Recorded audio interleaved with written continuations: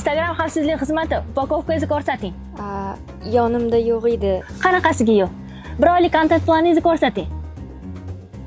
U ham yo'q edi. Menimcha, reels chiqaraman deb qasam ichgansan. Bardochon och. Bu уже ishlamayapti. Bagaj och.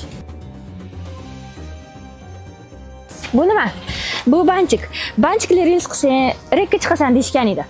Soxta qoida buzarlar. Nima gunoh qilyapsiz? Men blogimni shunaqa yurgizmoqchi edim. Bu nima? Bu blogimni o'stirish uchun tushuntirish xati. Endi buni sotib tushdi. Haqqa meni haqqa olib ketyapsiz. Shunaqasilarda divlarda qatnashasizlar, blogim o'smayapti deb yurasizlar. Kommentariyada plus belgisini qoldiringlar va sizlar bunga yechim olasizlar.